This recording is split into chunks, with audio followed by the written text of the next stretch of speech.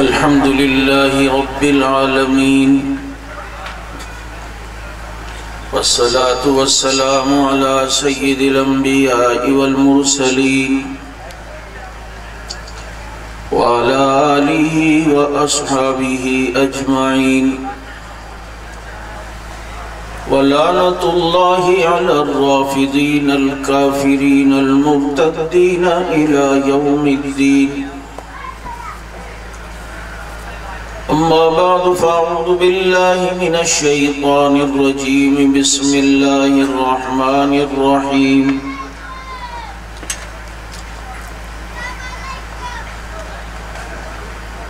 في صحف مكرمة مرفوعة مطهرة بأيدي سفرة كرام بررة.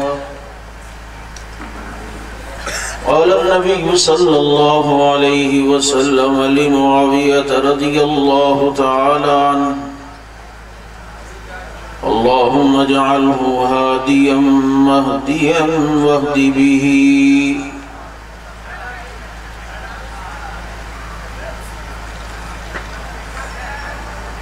محمد مصطفیٰ افضل ہے یوں سارے رسولوں میں، جیسے ہوتا ہے گلاب افضل زمانے بھر کے پھولوں میں۔ یہ سچ ہے کہ خطرہ اغیار بہت ہے، پر کیا کریں صحابہ سے پیار بہت ہے۔ اور پھول ماریں گے نہ کلی ماریں گے، امام ماریں گے نہ ولی ماریں گے، ہو جس کے دل میں بغض اصحاب رسول کا، عمر کے درے سے اسے علی ماریں گے۔ درود پاک۔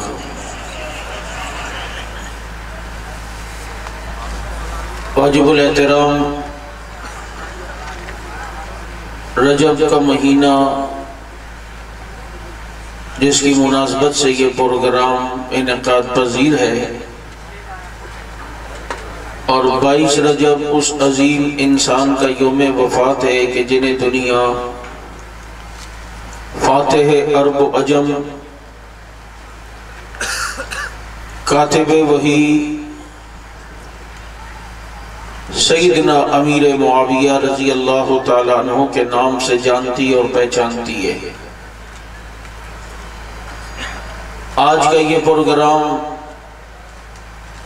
انہی کی شان کو بیان کرنے کے لیے انعقاد پذیر ہے۔ اس پروگرام میں جن ساتھیوں نے محنت کی ہے، میں انہیں خراج تحسین پیش کرتا ہوں۔ مجھے اندازہ نہیں تھا کہ ماشاءاللہ یہ اتنا بڑا پروگرام ہوگا۔ میں ایک مسجد کا پروگرام سمجھ رہا تھا، لیکن یہاں تو آئے تو جنگل میں منگل کا سما ہے۔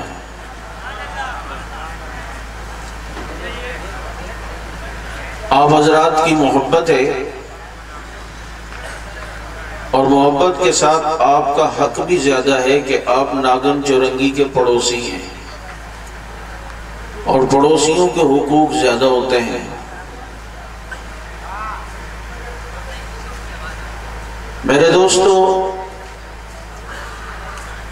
حضرت معاویہ رضی اللہ عنہ کے متعلق آپ ابھی علماء کرام سے بیان سماعت فرما چکے ہیں، اور میرے بعد مولانا عبدالجبار حیدری صاحب دامت برکاتہ العالیہ بھی تشریف لائیں گے۔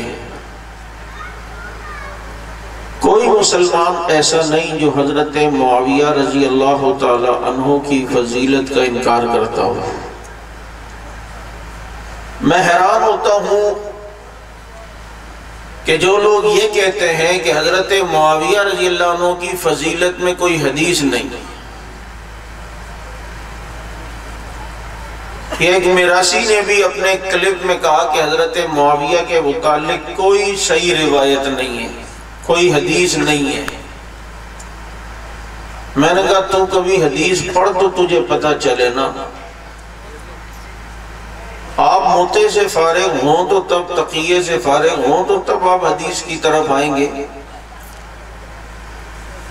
اور پھر یہ وہ قوم ہے جن کے ہاں حدیث کی کوئی کتاب ہے ہی نہیں،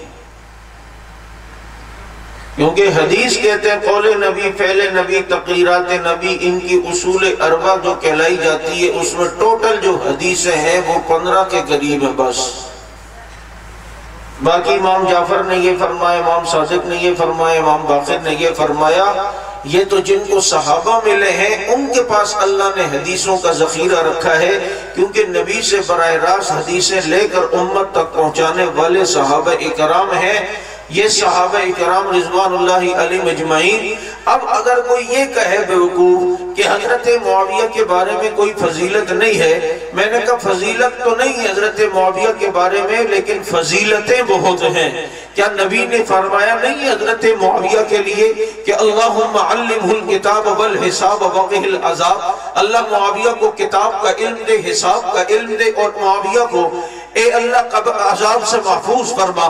نبی نے حضرت معاویہ کے لیے یہ نہیں فرمایا حق اللہم املاہ علما، اللہ معاویہ کے پیٹ کو علم سے بھر دے؟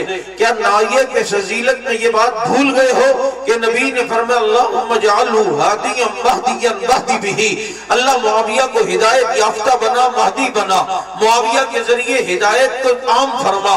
کیا معاویہ کی فضیلت میں یہ بھول گئے ہو کہ اپنی بہن ام حبیبہ کی گود میں سر رکھ کے حضرت معاویہ لیٹے ہوئے ہیں، اتنے میں نبی آ گئے، فرمایا ام حبیبہ تمہیں اپنے بھائی معاویہ سے بڑی محبت ہے؟ کہ اللہ کے نبی مجھے اپنے بھائی معاویہ سے بڑی محبت ہے۔ تو نبی نے فرمایا ام حبیبہ معاویہ سے صرف تو محبت نہیں کرتی بلکہ معاویہ سے اللہ اور اس کا رسول بھی محبت کرتا ہے۔ کیا تم معاویہ کی فضیلت میں وہ حدیث بھول گئے کہ نبی نے فرمایا اول من جیش اول جیش یغزو البحر فقط اوجبو، میری امت میں جو سب سے پہلے سمندری جنگ لڑے گا وہ لشکر پورا کا پورا جنتی ہے۔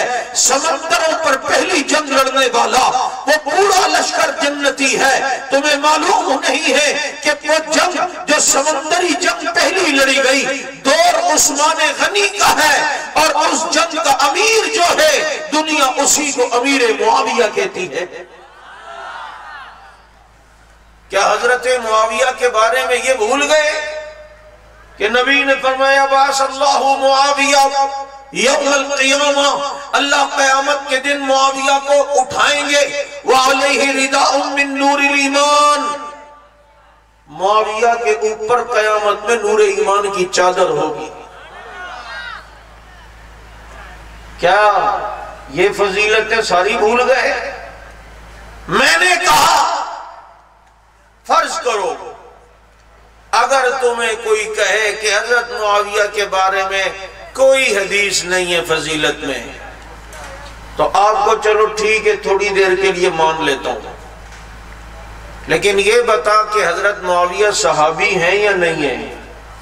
وہ کہے گا ہاں صحابی تو ہیں، تو کہنا کھوتی دیا، جب وہ صحابی ہیں تو صحابی ہونا خود اتنی بڑی فضیلت ہے کہ قرآن میں اللہ نے جو صحابہ کی تعریف کی ہے بابا اس میں تو حضرت معاویہ خود بھی شامل ہے نا۔ جب حضرت معاویہ صحابی ہے اور قرآن نے صحابہ کے لیے کہا اولئک هم المؤمنون، یہ سارے مومن ہیں، اس میں معاویہ شامل ہے۔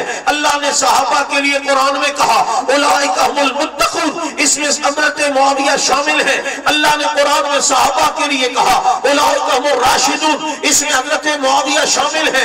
اولئک کتب فی قلوبہم الایمان، جب معاویہ صحابی ہیں اور صحابہ کو رب نے قرآن میں اولئک کتب فی قلوبہم الایمان کہا تو اس میں معاویہ شامل ہے۔ اللہ نے قرآن میں صحابہ کو رضی اللہ عنہم ورضوا عنہ کہا تو اس میں معاویہ شامل ہے۔ اللہ نے قرآن میں صحابہ کو اولئک حزب اللہ کہا، اس میں معاویہ شامل ہے۔ اللہ نے قرآن میں صحابہ کو اولئک هم الراشدون کہا، اس میں معاویہ شامل ہے۔ اللہ نے قرآن میں صحابہ کو التائبون العابدون کہا، اس میں معاویہ شامل ہے۔ السائحون الراکعون کہا، اس میں معاویہ شامل ہے۔ العابدون کہا، اس میں معاویہ شامل ہے۔ الآمرون بالمعروف والناہون عن المنکر کہا، اس میں معاویہ شامل ہے۔ اللہ نے قرآن میں صحابہ کے بارے میں کہا کنتم خیر امت اخرجت للناس تأمرون بالمعروف وتنہون عن المنکر وتؤمنون باللہ، اس میں حضرت معاویہ شامل ہے۔ اللہ صحابہ کے لیے کہا اِن آمنوا بِمِثْلِ مَا آمَنْتُمْ بِهِ فَقَدِ اهْتَدَوْا، اس میں حضرت معاویہ شامل ہے۔ اللہ نے قرآن میں صحابہ اکرام کے لیے کہا وَالسَّابِقُونَ الْأَوَّلُونَ مِنَ الْمُهَاجِرِينَ وَالْأَنصَارِ وَالَّذِينَ اتَّبَعُوهُم بِإِحْسَانٍ رَضِيَ اللَّهُ عَنْهُمْ وَرَضُوا عَنْهُ، اس میں معاویہ شامل ہے۔ اللہ نے قرآن میں صحابہ کے لیے کہا وَكُلًّا وَعَدَ اللَّهُ الْحُسْنَىٰ، یہ سارے کے سارے جنتی ہیں، اس میں معاویہ شامل ہے۔ قرآن کی جو آیت صحابہ کی شان میں آئی ہے اس آیت کے اندر معاویہ شامل ہے، کیونکہ حضرت معاویہ صحابی ہیں، اور صحابی کی شان میں قرآن آئے تو اس میں معاویہ، تم نے کیا سمجھا حضرت معاویہ رضی اللہ عنہ کو؟ آئے وہ عظیم انسان جس نے 64,65,000 مربع میل پر ایسی پائیدار حکومت و خلافت کر کے دکھائی جس کی مثال آج پیش نہیں کی جا سکتی۔ کیسے تھے معاویہ؟ آج مسلمانوں کا کیا حال ہے؟ ایک ارب سے زیادہ آبادی ہے، کتنے قید ہیں، کتنے اسیر ہیں، کوئی کیوبا میں، کوئی گوانتانامو بے میں، کوئی جناب چیچنیا میں، کوئی کشمیر میں، کوئی آپ کے اپنے پاکستان میں اسیر۔ پھر قیدی کو رہا کرانا یہ کتنی بڑی فضیلت ہے۔ تاریخ میں ایک واقعہ ہے، ایک مسلمان کا انتقال ہونے لگا جس کے بیوی بچے کچھ بھی نہیں، اور جائیداد اس کے پاس مال بڑا۔ انتقال کے وقت اس نے اپنے دوست کو کہا یہ امانت ہے میری، یہ پیسہ، میں اب مرنے والا ہوں، میرے پیچھے کوئی نہیں، تو ایسا کرنا کہ کسی کافروں کی بستی میں جانا اور کافروں کی حکومتوں میں پھرنا، اگر ان کی سرزمین پر تمہیں کسی جگہ مسلمان قیدی ملے تو تو اس قیدی کو رہا کر دینا، یہ تیرا مجھ پر بڑا احسان ہوگا، میری یہ دولت ایک مسلمان قیدی کی رہائی پہ لگانا جو کسی دارالکفر میں کسی جگہ قید ہوگا۔ اس کے دوست نے اس کے انتقال کے بعد اس کی دولت کو لیا اور پھر کافروں کی بستیوں میں اور جہاں کفار کی حکومت تھی وہاں اس نے چکر لگانے شروع کیے، وہاں کا سفر کیا۔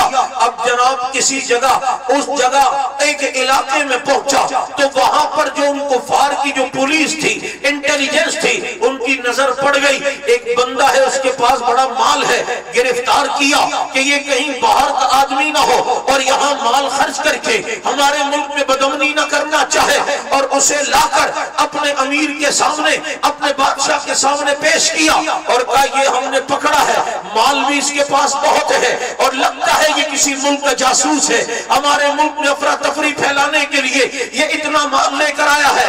اس سے پوچھا گیا یہ مال تو کیوں لے کے پھر رہا ہے ہماری سرحدوں کے اندر؟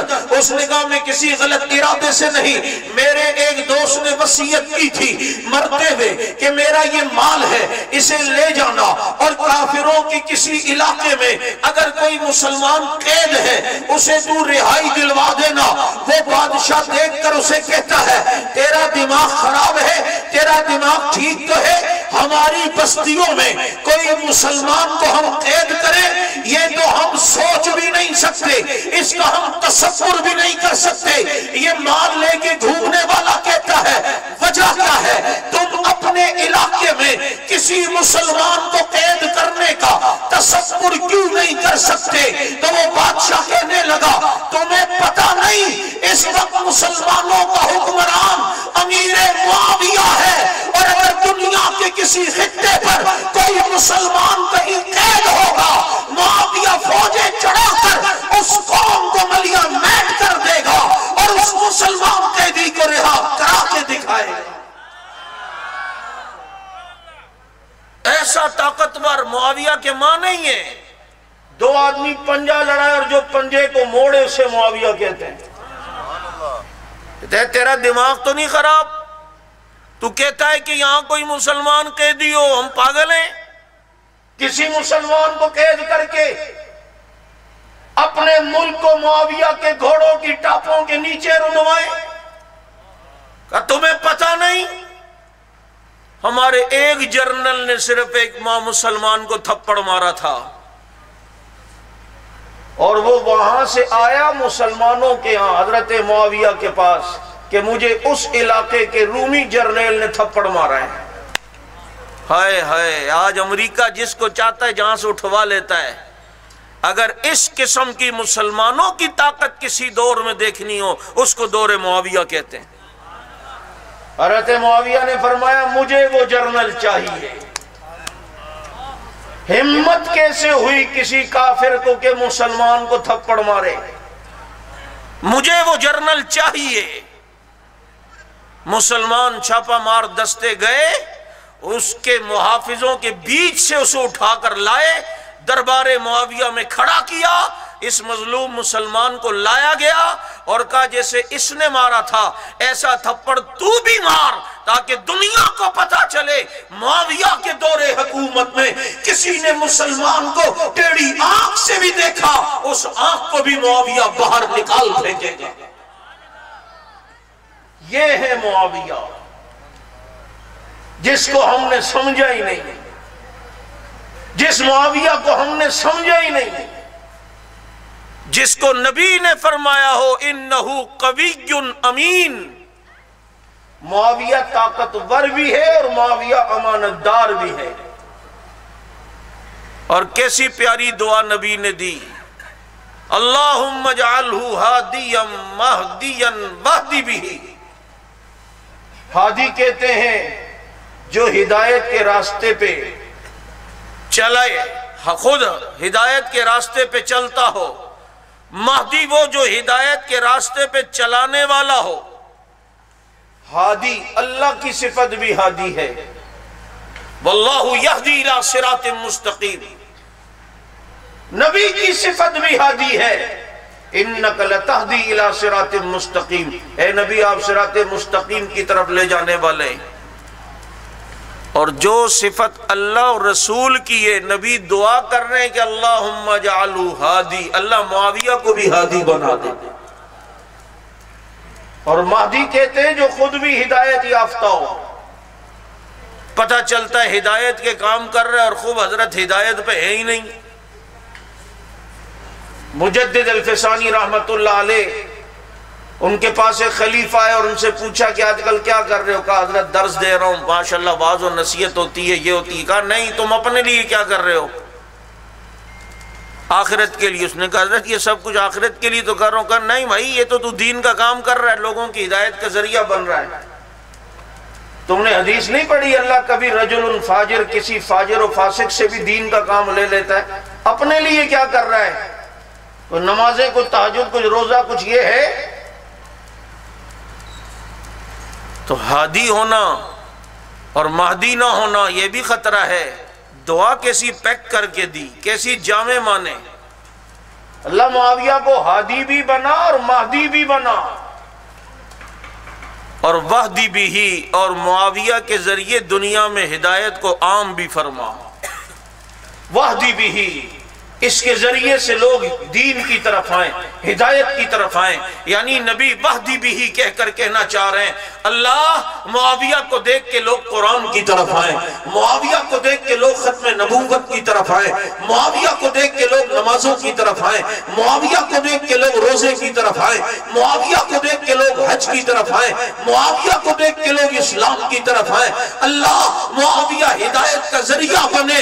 پھر نبی کی دعا ایسی قبول ہوئی کہ یہی معاویہ 64,65,000 مربع میل تک ہدایت کا ذریعہ بنتا ہے۔ پاکستان کے علاقے مکران، پشاور، ملتان، سوابی، یہ سارے علاقے اگر اسلام کے زیر نگی آئے ہیں تو اس دور کو دور معاویہ کہا جاتا ہے۔ یہاں تک اگر اسلام کی فوجیں آئیں، اور میں حیران ہوتا ہوں کوئی ٹیکنالوجی کا دور بھی نہیں، لیکن کیسے اللہ رب العزت نے حضرت معاویہ کے ذریعے ساری دنیا میں ہدایت کو عام کیا۔ میں اکثر ایک واقعہ سناتا ہوں۔ بخت نصر ایک کافر بادشاہ گزرا ہے۔ ایک دن اس نے خواب دیکھا، صبح اٹھا اپنے مجاوروں سے کہا میں نے خواب دیکھا ہے، تعبیر بتاؤ۔ یہ بخت نصر ہمارے نبی کے آنے سے بہت پہلے کا بادشاہ ہے اور تھا کافر۔ تو مجاوروں نے کہا سر سائیں بادشاہ سلامت خواب تو سنائے۔ اس نے کہا خواب میں بھول گیا ہوں، خواب بھی تم بتاؤ گے، تعبیر بھی تم بتاؤ گے۔ انہوں نے کہا یہ صحیح تبدیلی آ گئی ہے،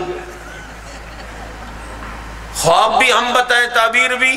اس نے کہا ہاں تم ویسے میرے غیب دان بنتے ہو، تم میرے مجاور و غیب دانی کے دعوے کرتے ہو، مجھے ہاتھ پہ بھی خارش آئے تو کہتے ہو کہ جناب آپ کے پاس دولت آنے والی ہے، میرے پاؤں میں بھی خارش آئے تو تم غیب دانی کے دعوے کرتے ہو کہ جناب آپ سفر کرنے والے ہو۔ میں ہوتا تو کہتا کہیں اور خارش ہوگی تو میں پیشن گوئی کرتا تو مستی کرنے والا ہے سر پہ، تم پتہ نہیں کیا سوچ رہے ہو، بھائی ادھر توجہ کرو، میں سر کی بات کر رہا ہوں۔ یہ خارشوں سے پیشن گوئیاں، تم ویسے غیب دان بنتے ہو۔ اس کی چمنی تھی نا جس میں آگ نکلتی تھی، تیز ہوتی تھی، کہتے تھے کچھ ہونے والا ہے، آپ جلدی سے بکرے کو یوں کر دے نذرانے، تم ویسے غیب دان بنتے ہو۔ ہمارے یہاں بھی بہت سی ایسی چیزیں ہوتی ہیں، دھوپ میں ذرا سی بارش ہو جائے نا تو ہمارے ہزارے والے کہتے ہیں گیدڑ اور گیدڑی کی کہیں شادی ہو رہی ہوگی۔ میں کہا نکاح تیرے چچا نے پڑھایا ہے اور چھوارے تیرے دادا تقسیم کرنے کے لیے گیا۔ اب ادھر شیعہ نکاح نہیں کرتے، ویسے ہی کام چلا رہے، گیدڑ گیدڑی کہاں سے نکاح کریں گے؟ وہ متافع گزارا کر رہے ہیں اور تو گیدڑ اور گیدڑی کی کہہ رہے ہیں کہیں شادی ہو رہی ہوگی۔ سمجھ آ رہی ہے نہیں آ رہی؟ ان کے یہاں تو یہ جائز ہے نا، من تمتع مرتن فالدرجۃ کالدرجۃ حسن، جو کہتے ہیں اہل بیت کے بڑے عاشق ہیں، یہ ان کی اٹھاؤ کی کتابیں اور پھر جناب تفسیر عیاشی اور یہ ساری کتابیں، اور اس میں وہ لکھتے ہیں اجالہ نافع، کیا کہتے ہیں نافع، اس میں لکھا ہے کہ جو ایک مرتبہ مطاع کرے اس کا درجہ حسن کے برابر، جو 2 بار کرے حسین کے برابر، جو 3 بار کرے اس کا درجہ نعوذ باللہ علی کے برابر، جو 4 بار کرے اس کا درجہ نبی کے برابر۔ حوالہ نہ ہو، جو سزا دی جائے ہم اسے قبول کرنے کے لیے تیار ہیں۔ تو ادھر گیدڑ گیدڑی کی شادی کروا رہے ہیں۔ اس نے کہا بتاؤ تیرے سامنے کبھی کبھی ایسی اجڑی ہوئی مخلوق آئے نا، بیٹا لگتا ہے تو بہت پریشان ہے، تو اس کو بول پیٹرول کتنا مہنگا ہو گیا، کون ہے جو پریشان نہیں ہوئے؟ بول، یہ تو نفسیاتی مار رہا ہے، مہنگائی کا حال دیکھو۔ اس دن میں سفر کر رہا تھا، ہائی وے پہ کسی جگہ پبلک ٹوائلٹ پہ رکا، وہاں باہر لکھا ہوا تھا بڑا پیشاب بھی 10 روپے اور 20 روپے اور چھوٹا بھی۔ میں نے کہا عمران خان نے صحیح کہا تھا، میرے دور میں بڑے چھوٹے میں کوئی فرق نہیں رہے گا۔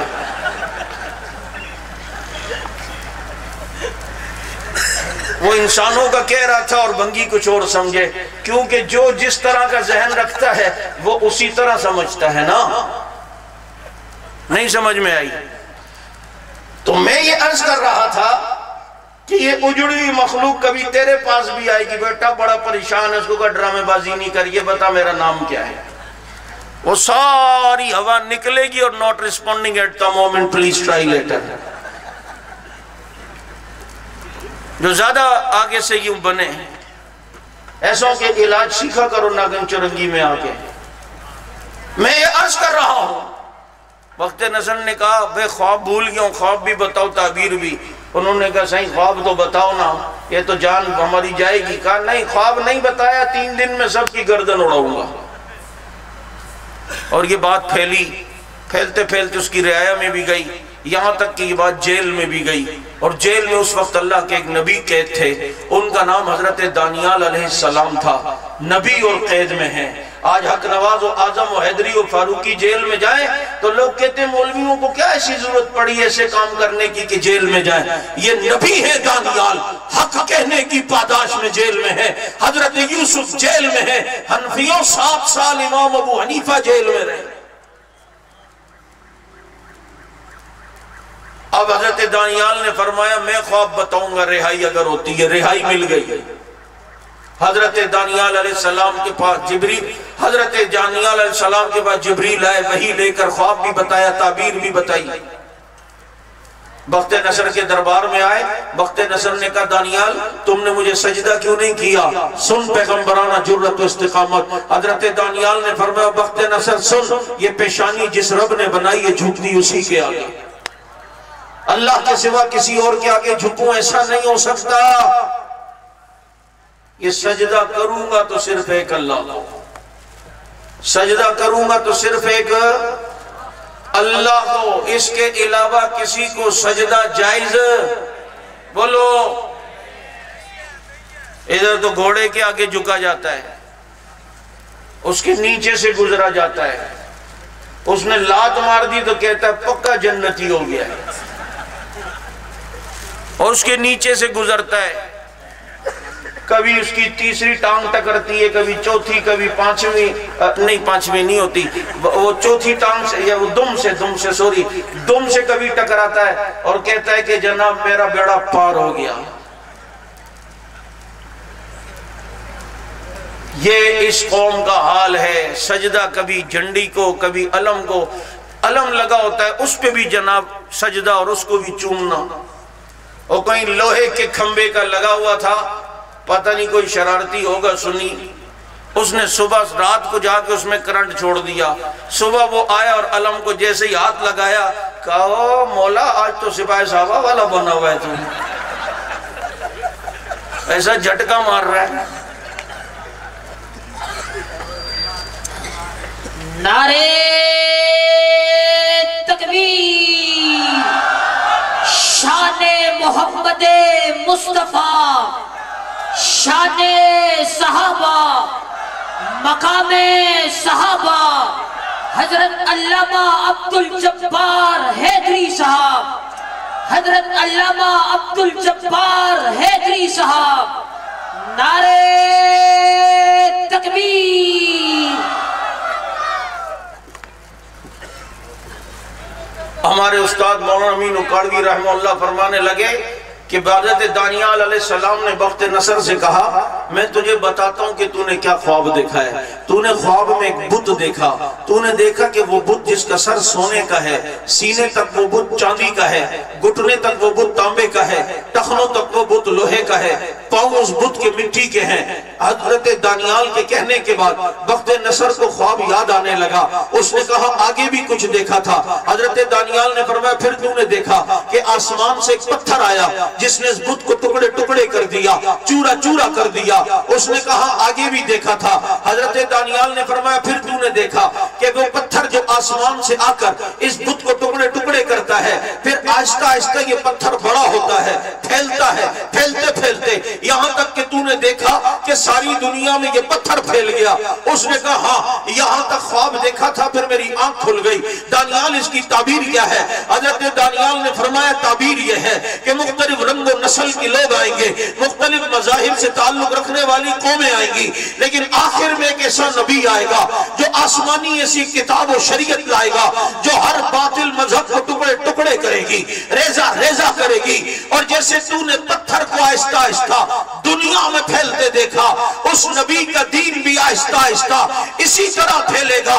لوگوں پھر ہوا میرے نبی آئے، آسمانی کتاب لائے، صحابہ کی جماعت کو تیار کیا، پھر کیسر و کسرا ٹوٹا، پھر مکے کا غرور ٹوٹا، پھر 360 بت ٹوٹے، اور آہستہ آہستہ محمد عربی کا دین پھیلتا گیا، پھیلتا گیا۔ نبی دنیا سے گئے، دین 9 لاکھ مربع میل پر، حضرت صدیق دنیا سے گئے، دین 11 لاکھ مربع میل تک پھیلا۔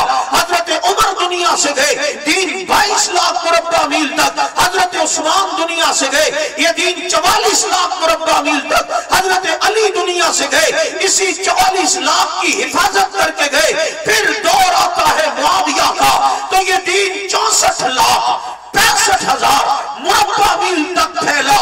جو خواب بخت نصر نے دیکھا، تعبیر حضرت دانیال نے بتائی، اس دین کو اس پتھر کی طرح اگر کسی نے ساری دنیا میں کسی کے دور میں دیکھا ہے، اسی دور کو دور امیر معاویہ کہا جاتا ہے۔ یہ ہے معاویہ، سب کے دو رضی اللہ تعالیٰ عنہ۔ ان کا تاریخ وفات کیا ہے؟ بولو زور سے۔ 24 فروری کو آ رہا ہے اس دفعہ 22 رجب ہمارا حکومت سے مطالبہ ہوتا ہے اس دن چھٹی عام تعطیل کا اعلان کیا جائے۔ بابا یہ پاکستان کے اکثر علاقے بلکہ پورا پاکستان ہی اگر کسی کے دور میں اسلام کے زیر نگی آیا ہے تو وہ دور کس کا تھا؟ تو معاویہ کا حق تو زیادہ ہے۔